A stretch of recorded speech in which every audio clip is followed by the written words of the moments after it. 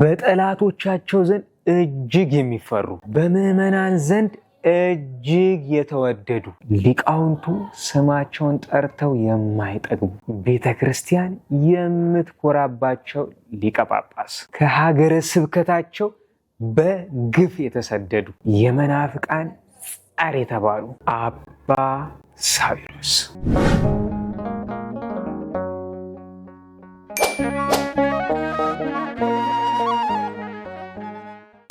እሺ የዛሬው ባለ ታሪካችን እጅግ በጣም የሚደንቅ ቅድስና ያለው አባ ሳዊሮስ ዘአንጾኪያ በመባል ይታወቃል። ከመጀመራችሁ በፊት ላይክ አድርጋችሁ በ6ኛው መቶ ክፍለ ዘመን በአንጾኪያ ወይም በሶሪያ የነበረ አባት ክርስቲያኖች እጅግ በጣም ጥቂት ወይም ደግሞ የሚሰደዱበት ክፍለ ዘመን በነበረ ጊዜ የነበረ ድንቅና ቅዱስ አባት የቤተ ክርስቲያናችን ሊቃውንት አንበሳ የሚል ስያሜም ሰጥተውታል። እንዲሁም በተጨማሪ ደግሞ የመናፍቃን ጸር በመባል ይታወቃል። እናም በጊዜው የነበረው ንጉስ ይህን ቅድስናውን አይፈልገውም፣ አይወደውም። ያ ንጉስ ደግሞ እጅግ በጣም መናፍቅ ወይም ደግሞ አላይ ንጉስ ነበረ።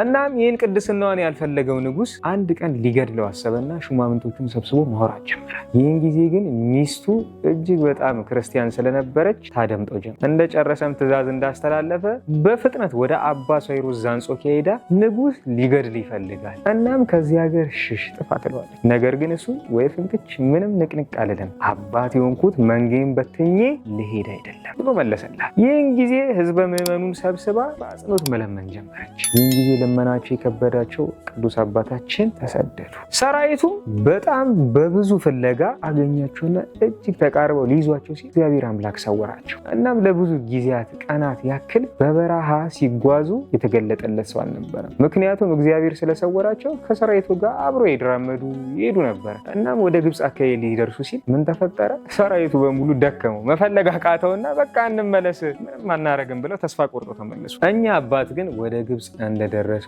የሊቀ ጵጵስና ልብሳቸውን አውልቀው እንደ ድሃ መጻተኛ መነኩሴ ሆነው አንድ አስቄጥስ ወደ ተባለ ገዳም ይገባሉ። እዚህ ገዳም ሲደርሱ ደግሞ የቅዳሴ ሰዓት ነበር። ቅዳሴው ጀምሯል። ወንጌል ተነቦ ካህኑም እጁን ታጥቦ ማፈዱን ከፍቶ በጻሉ ላይ ህብስቱን ሲያዩ የለም። ይህን ጊዜ እጅግ በጣም ደነገጠ። በመሪር እንባ ሆኖ አለቀሰ። ወደ ህዝበ ምዕመኑ ወጥቶ የኃጢአት የሆነው ህብስቱ የተሰበረበት ምክንያት ኃጢአት የሆነው በእኔ ይሁን በእናንተ ይሁን አላቅም። ይህን ጊዜ ግን የእግዚአብሔር መልአክ ተገለጸለትና ይህ የሆነው በአንተ ኃጢአት አይደለም፣ በህዝቡም ኃጢአት አይደለም፣ ነገር ግን ሊቀ ጳጳስ እያለ መስዋዕቱን ለማሳረግ በመድፈር ነው አለው። ይህን ጊዜም ካህኑ እንደማያውቅ ይነግረዋል ለመልአኩ። መልአኩም ተቀብሎት ሊቀ ጳጳስ ወደነበረበት ቦታ ጠቆም ያደርገዋል። ይህን ጊዜ በሰዓቱ ቤተክርስቲያን ውስጥ የነበሩት ካህናትና ምዕመናን በታላቅ ክብር ሆነው አባ ሳዊሮስ ዘአንጾኪያን ወደ መቅደስ ያስገባቸው።